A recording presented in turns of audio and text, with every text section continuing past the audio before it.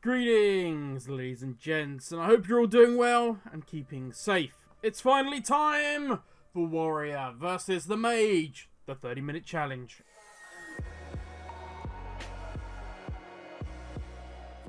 Now, before we get into the results, and then our summary of those results, let's recap. What is it we are trying to find out? And what are the rules that we are playing by? There's not many, so it shan't take long. Rule number 1. Each character has 30 minutes of playtime. That's it.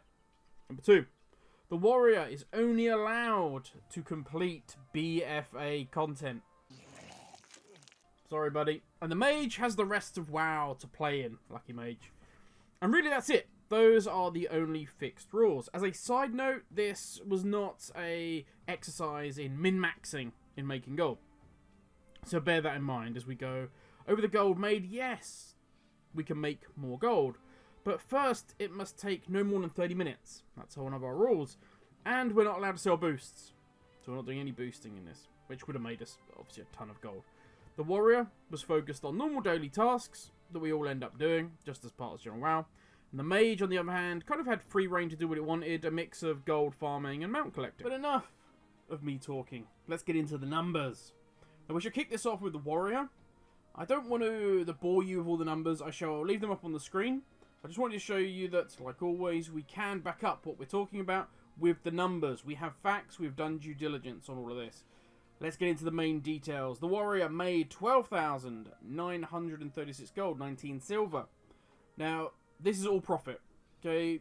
Things like deposits, things like repairs have all been taken out of this number. So this is just raw profit we're talking about. That gives us an average daily amount of 1,848 gold and 3 silver. I will say, we made 5,517 gold, 11 silver, just from the auction house. Which I was particularly pleased with, actually. To the mage. Now, the mage did obviously better, which I would expect, to be honest. Made 15,432 gold and 94 silver, giving a daily average of 2,204 gold, 71 silver. 0 of this gold was made from the auction house. I did try it on day 1, but nothing sold, and I was like, this is going to be a nightmare. We'll sell everything. So you could basically take it that everything that was made, we just sold. We sold the lot. Now you will notice that day 4 for both the warrior and the mage is higher generally than the other days. That is because for the warrior, I was doing the cloak questline as he hadn't done it yet. And I thought, well, while I'm doing that, which is taking a little longer, I think it took me about 40 minutes to do, I thought, hey, we'll run Throne of Thunder. So hence we have a higher gold count. Now you will notice the mage has on day 6 a considerably lower average than the other days. That's because day 6 I decided I wanted to give the Nighthold a go, and I could only run it given my mage's capabilities on normal, so the gold count was super low that day. And just to rub my face in it, I didn't get the mount either. So there we go. I try to make up for it on day 7. You'll see the 1,900. That is a just pure gold farm, which is running Spies of Iraq over and over and over and over again on normal until basically I had done my time.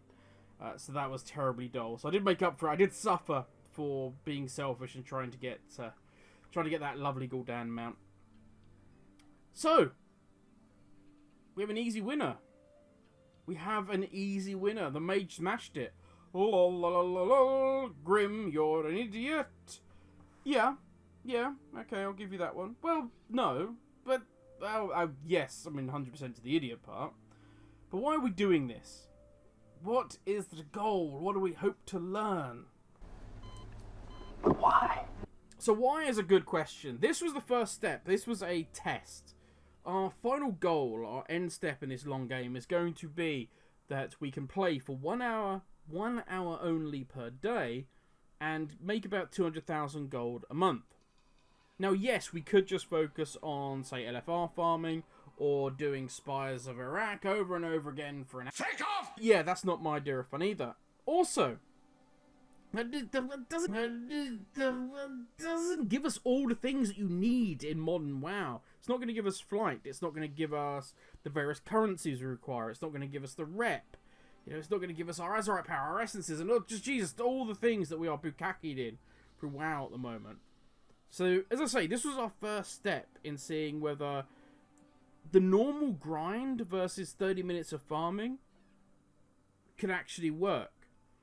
Now, we need to make around 6,666 gold per day to hit our target. It's very rough maths. That's what we need to do. So if in doing the 30-minute grind, which takes up half of our time, we could only make 300 gold, we were having big problems. Now, as it was, without having the Paragon box and without really min-maxing, we made 2,200 gold. So that's good. On our, as I say, the first step we've taken proves that we can do this. Now, what we're going to need to do is optimize that. How can we... Do we need to pick world quests differently? Do we need to pick just gold ones? Do we need to pick the ones that are going to drop items? Do we need to do all of the world quests that have items? So that's something we need to explore. Also, we need to look at professions. Now, we're going to be adding more characters into this, giving them different combinations of professions to see what's going to best work. Just having, say, raw gathering. Is that going to be better than, say, herbalism and alchemy? So, as I say, we're going to bring in some different alts, see what works there. The mage's work has not gone unnoticed either. Layering into this whole grind, we are going to also have some older content. Now, this is not just for grinding out gold. Repetitive farming is boring. That's the last thing we want. We want to be throwing in there some cool transmogs. We want to be looking at some mounts we're going to like. We're going to be stuck on the ground soon, thanks to being back in Shadowlands. So those ground mounts, yeah, we can start using them again. So let's go farm them. Now, if in our guide we're going to only have 1 hour... Next up, and this is a big one. This is a big one. The auction house. We're going to make money without even being online. Perfect. Who doesn't like logging in, seeing that envelope in the corner, and seeing what they sold? Not quite so fun when it's all returned items, but hopefully we're not going to have that. We're going to start exploring this, but it deserves far greater explanation. It deserves much more insight, much bigger guide. So yeah, we're going to be looking at the auction house. Last of all, we're going to be looking at all of those miscellaneous activities in WoW. Things like pet battles, achievements. The Lawmaster is a great example of this. It gives you a title. It gives you something to focus on while we're waiting for Shadowlands to come out. And taking a max level character back, doing all of these quests, which give you gold rather than XP, and basically gaining all these items and then selling them off, is going to make us a fortune. Especially if you have a boosted character that is 120 and has done nothing. There's a lot of gold to be made there. Now, I'm going to be doing this on a load of different alts, as I said before, with different combinations, different professions, doing different activities. Probably on a Friday, what we're going to do is just do a summary of what's happened in the week, how much we've made, you know, where most of that gold came from, different tricks that we tried that worked out. We're also going to be incorporating, if I get permission from them, other people's videos where we're going to say, okay, on Wednesday I did this trick, who was on such, you know, this was on such and such person's video, worked out brilliantly. Fantastic, thank you, give them a shout out. Or, this didn't work quite so well, why not? Is this something we need to look at? Or how could we adapt this to make it better? As I say, we'll get permission for that first, so it may not work, but hey, we'll see. Now, I think I've gone on long enough. I've given you an idea of where we're heading on this journey. So this is the first step, and it's going to be a long one. And it's going to get us ready for Shadowlands and beyond, because we're going to be taking this way into Shadowlands. Whew. Now, I need to stop and breathe for a little bit. I want to say everybody stay safe out there. As we said before, these are crazy times. So, yeah, just keep yourself safe, play some WoW, and I'll catch you all tomorrow. Have a good one, everybody.